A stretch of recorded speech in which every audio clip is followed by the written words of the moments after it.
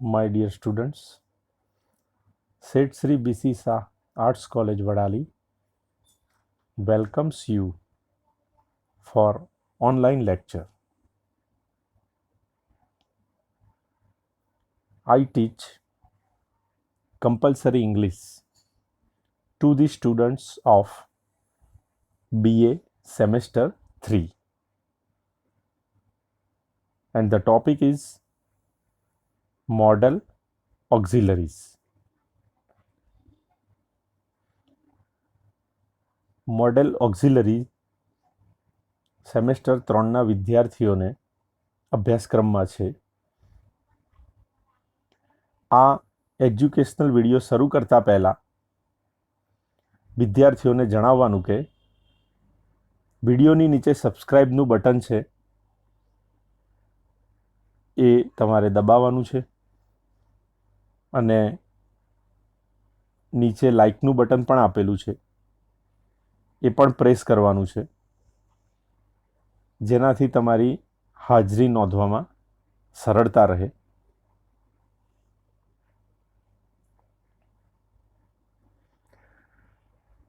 હવે વાત કરીએ મોડલ ઓક્ઝિલરી વિશે. મોડલ એ મોડનું વિશેષણ છે અને જેનો અર્થ છે અલગ અલગ અર્થ અથવા ભાવ દર્શાવતો શબ્દ. મૂળ શબ્દ પણ મોડને મળતો આવે છે અને એના ઉપરથી મોડેલ શબ્દ બન્યો છે. અહીં અલગ અલગ ભાવનો અર્થ છે વિનંતીનો ભાવ હોય, ફરજિયાતપણાનો ભાવ હોય, ગમા અણગમાનો ભાવ હોય, ઈચ્છાનો ભાવ હોય. તો આવા જુદા જુદા ભાવ કોઈ વાક્યની અંદર દર્શાવવા હોય ત્યારે કેટલાક ચોક્કસ શબ્દોનો ઉપયોગ થાય છે. ઓક્ઝિલરી એટલે સહાયક ક્રિયાપદ. અહીંયા આપણે ભેગો શબ્દ છે મોડલ ઓક્ઝિલરીઝ. સામાન્ય સમજ માટે જણાવું કે ટેન્સની અંદર ઓક્ઝિલરી એટલે કે સહાયક ક્રિયાપદ એટલે કયા? ઇઝ, એમ, આર, વોઝ, વેર, એ બધા સહાયક ક્રિયાપદો છે. પણ અહીંયા વિશેષ મોડલ ઓક્ઝિલરીઝ આ અલગ પ્રકારના ક્રિયાપદો છે. સહાયક ક્રિયાપદો જ છે પણ વાક્યની અંદર અલગ અલગ ભાવ દર્શાવતા હોય તે સમયે આ ચોક્કસ શબ્દોનો ઉપયોગ થાય છે. દાખલા તરીકે can, could, should, would, may, might, ought વગેરે શબ્દો મોડલ ઓક્ઝિલરીઝ તરીકે ઓળખાય છે. દરેક શબ્દનો પોતાનો ચોક્કસ ભાવ છે અને વાક્યના અર્થ મુજબ, યોગ્ય અર્થ મુજબ જ એ શબ્દ તમે ત્યાં ઉપયોગમાં લઈ શકો છો. હવે આપણે એને એક્ઝામ્પલ્સ સાથે જોઈએ.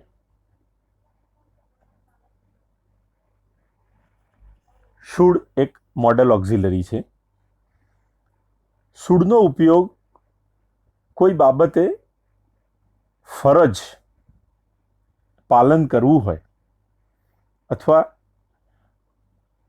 આ કાર્ય કરવું એ ફરજ છે એવું દર્શાવવું હોય ત્યારે આપણે વાક્યમાં શુડનો ઉપયોગ કરીએ છીએ. કોઈ નૈતિક બાબતો હોય અથવા યોગ્ય સંસ્કારી વર્તન કરવું જોઈએ તો આ બધી ફરજ છે. ફરજ એ ફરજિયાત નથી પણ એ નૈતિક બાબત છે કે આમ કરીએ તો વધારે સારું કહેવાય, વધારે સારું લાગે. ઉદાહરણ જોઈએ. The rich should help the poor. The rich એટલે પૈસાદાર લોકો અને ધ પુઅર એટલે ગરીબ લોકો. તો પૈસાપાત્ર લોકોએ ગરીબોની મદદ કરવી જોઈએ. તો આ ફરજ છે, ફરજિયાત નથી, નૈતિક બાબત છે કે જેની પાસે પૈસા છે એ પોતાની ફરજ સમજી અને ગરીબોને મદદ કરવી જોઈએ. જો એવું કરતા નથી તો એમને કોઈ સજા નથી થતી, પણ અહીંયા સંસ્કાર અથવા તો નૈતિકતાની વાત છે કે આ એક સારી બાબત છે અને આવું કરવું જોઈએ, એ આપણી ફરજ છે. અહીંયા મેં શુડ હાઇલાઇટ કરેલું છે અને શુડ પછી જુઓ તમે હેલ્પ મૂકેલું છે. હેલ્પ એ શું છે? ક્રિયાપદ છે. The rich should help the poor. અહીંયા કોઈ પણ મોડેલ ઓક્ઝિલરી હોય તો એ મોડેલ ઓક્ઝિલરીના ઉપયોગ પછી જે ક્રિયાપદ આવે છે, જે અહીંયા છે હેલ્પ, એ હંમેશા ક્રિયાપદનું મૂળ રૂપ જ વપરાય છે, કોઈ પણ કાળ હોય. પણ હંમેશા મોડેલ ઓક્ઝિલરી મૂક્યા પછી ક્રિયાપદનું મૂળ રૂપ જ વપરાય છે. તમે આગળના કોઈ પણ મોડેલ ઓક્ઝિલરી સાથેના ઉદાહરણમાં પણ આ ચેક કરી શકો છો. મેં એની નીચે અંડરલાઇન કરી છે ક્રિયાપદોની નીચે, બરાબર, અને દરેક મોડેલ ઓક્ઝિલરીને હાઇલાઇટ કરેલા છે યલોથી. બીજું ઉદાહરણ જોઈએ. We should remain honest. Honest એટલે પ્રમાણિક. આપણે પ્રમાણિક રહેવું જોઈએ. કોઈ અપ્રમાણિક રહે તો એ સારી બાબત નથી. આપણી ફરજ છે કે આપણે પ્રમાણિક રહેવું જોઈએ. તો અહીંયા વી એ કરતા છે, એના પછી શુડ મૂક્યું અને શુડ પછી ક્રિયાપદ રિમેઇન, ક્રિયાપદનું મૂળ રૂપ જ છે, બરાબર. તો વી શુડ રિમેઇન ઓનેસ્ટ. આપણે પ્રમાણિક રહેવું જોઈએ. We should speak truth. Truth એટલે સત્ય. આપણે સત્ય બોલવું જોઈએ. અસત્યનો ઉપયોગ કરીએ તો એ સારી બાબત નથી. તો આ ફરજ છે કે વી શુડ સ્પીક ટ્રુથ. વી પછી શુડ, શુડ પછી સ્પીક એ ક્રિયાપદનું મૂળ રૂપ જ છે. આ સમજવાની બાબત છે. We should give respect to the elders. આપણે, એલ્ડર્સ એટલે આપણા કરતાં જે ઉંમરમાં મોટા છે, વડીલો છે, આપણે વડીલોને માન આપવું જોઈએ. તો આ બધી ફરજો છે, નૈતિક બાબતો છે કે જેને જીવનમાં અમલમાં મૂકવાથી જીવન નૈતિક રીતે વધારે ઉન્નત બને છે. આ ફરજો છે. તો વી પછી શુડ મૂક્યું, શુડ પછી ગીવ એ ક્રિયાપદનું મૂળ રૂપ જ છે. આવું કોઈ પણ તમે આગળ પણ જોશો મોડેલ ઓક્ઝિલરી, તો એમાં ક્રિયાપદના મૂળ રૂપ જ ઉપયોગમાં લેવાશે. એટલે એના ઉપયોગની રીતે પણ ધ્યાન રાખજો. અને શુડનો પોતાનો જે ભાવ છે એ ફરજ પાલનનો ભાવ છે.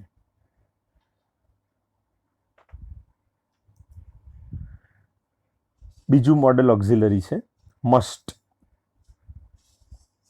મસ્ટ એ ફરજિયાતપણું બતાવે છે. આગળ આપણે ફરજ જોઈ. ફરજ એ શું છે? ડ્યુટી. અને આ મસ્ટ એ કમ્પલસરી છે કે કરવું જ પડે. ભારપૂર્વક કોઈ બાબતે કોઈ કાર્યનો ઉલ્લેખ કરવો હોય કે આ કાર્ય અનિવાર્ય છે, કરવું જ પડશે, દ્રઢતાપૂર્વક જણાવવું હોય અથવા કડક સૂચના આપવી હોય, તો એ વખતે વાક્યમાં મસ્ટ મૂકવાથી વાક્યનું વજન વધી જાય છે કે આ ક્રિયા તો કરવી જ પડશે. તો આપણે જે ગુજરાતીમાં જ મૂક્યો, કરવું જ પડશે, એ મસ્ટ દ્વારા અંગ્રેજીમાં આપણે બતાવી શકીએ છીએ. ઉદાહરણ જોઈએ.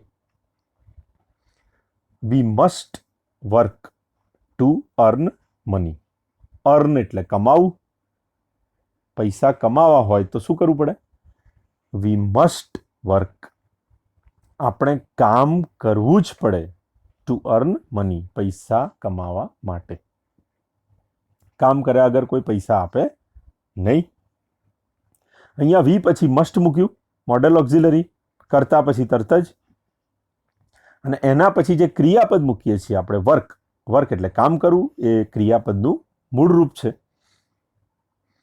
બીજું વાક્ય, we must obey the law of our country. The law of our country મતલબ આપણા દેશનો કાયદો. ઓબે ક્રિયાપદ છે, ઓબે એટલે કે એનું પાલન કરવું.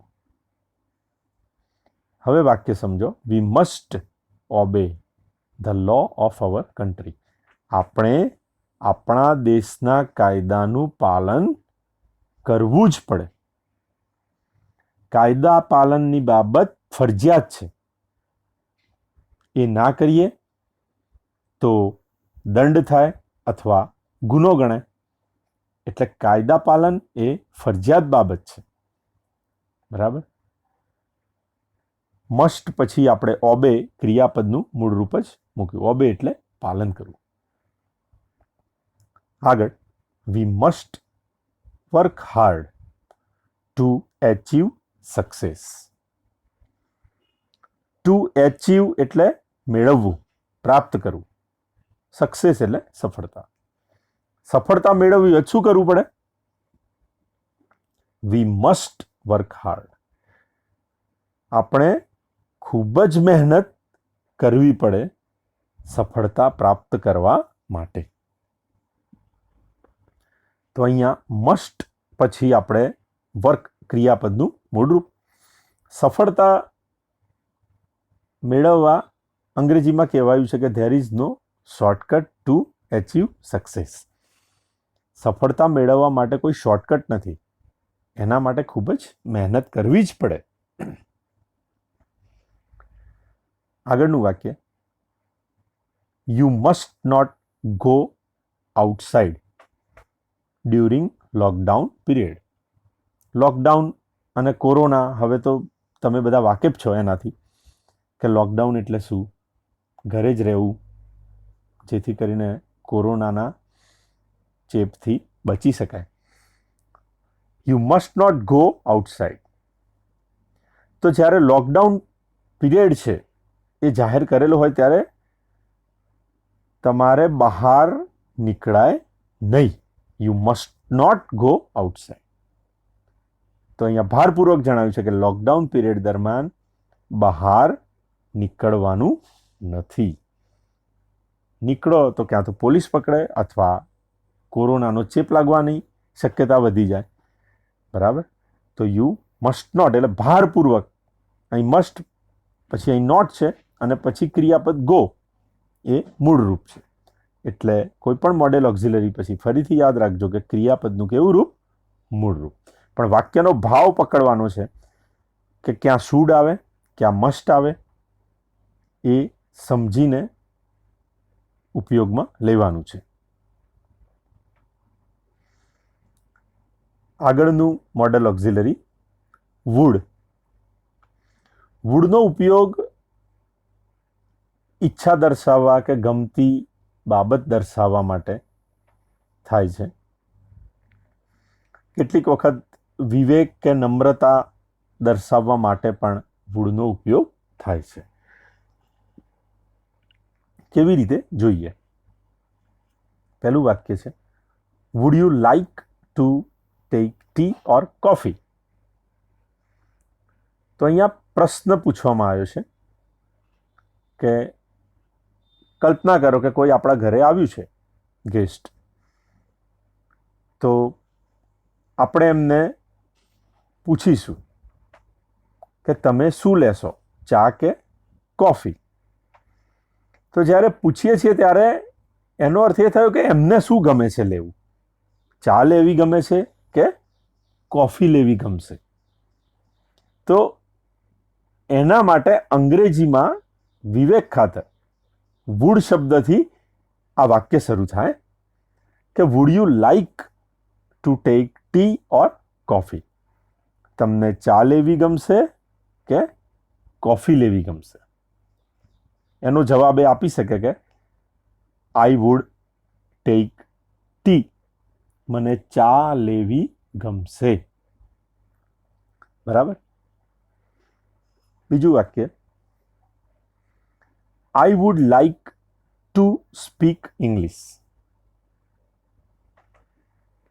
મને અંગ્રેજી બોલવું ગમે છે. ગમતી બાબત.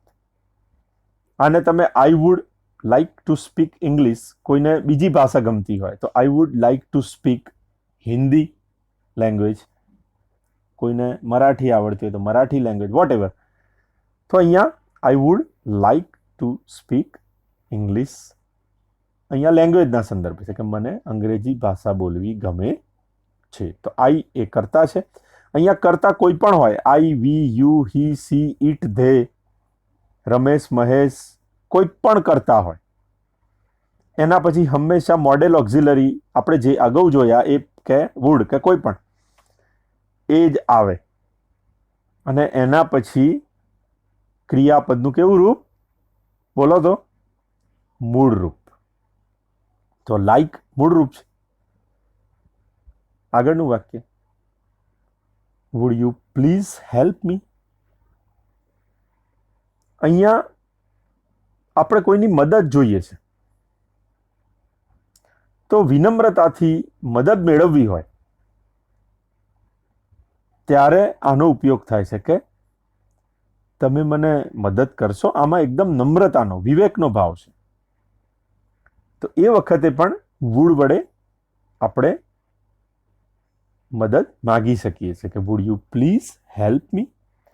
હેલ્પ એ ક્રિયાપદ છે, મેં નીચે અંડરલાઈન કર્યું છે. બરાબર. અને વુડને યલોથી હાઇલાઇટ કર્યું છે. હવે ચોથું ને પાંચમું વાક્ય છે એ થોડો એનો વિશેષ ઉપયોગ છે. અહીંયા પહેલા વાક્ય જોઈએ. A soldier would rather die than surrender the enemy. અહીંયા મેં રાધર અને ધેનની નીચે અંડરલાઈન કરેલું છે. Rather than. રાધર ધેન એટલે આપણે ગુજરાતીમાં કહીએ કે આમ કરવા કરતા તો આમ કરવું વધુ સારું. આપણે દાખલા તરીકે એમ કહીએ કે ભીખ માગવા કરતા તો ભૂખ્યા રહેવું સારું.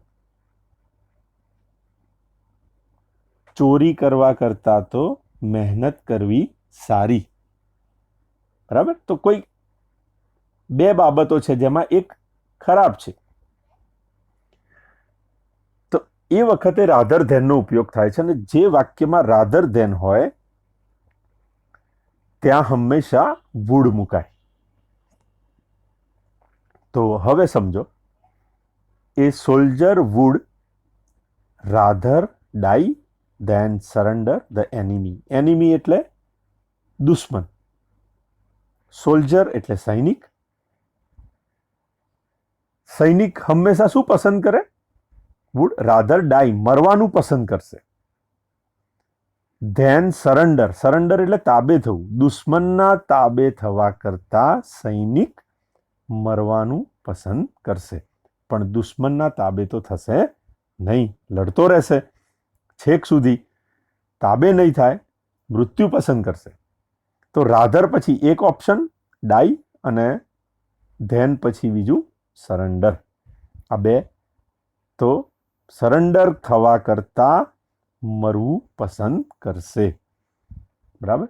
તો રાધર ધેન અને વુડનું કોમ્બિનેશન છે આ. બીજું વાક્ય પણ જોઈએ એટલે ખબર પડી જશે. He would rather work than beg. Beg એટલે ભીખ માગવી અને વર્ક એટલે કામ કરવું. રાધર પછી વર્ક મૂક્યું છે, ધેન પછી બેગ મૂક્યું છે. હી પછી વુડ, કરતા પછી વુડ. બરાબર. તો હી વુડ પછી રાધર વર્ક ધેન બેગ. તે ભીખ માગવા કરતા કામ કરવાનું પસંદ કરશે. બરાબર. તો વર્ક, બેગ બધા ક્રિયાપદના કેવા રૂપો છે? મૂળ રૂપો છે. બરાબર. એટલે આ રાધર ધેન વાળા વાક્યમાં જો ખાલી જગ્યા આપેલી હોય તો આપણે વુડનો ઉપયોગ કરી શકીએ છીએ.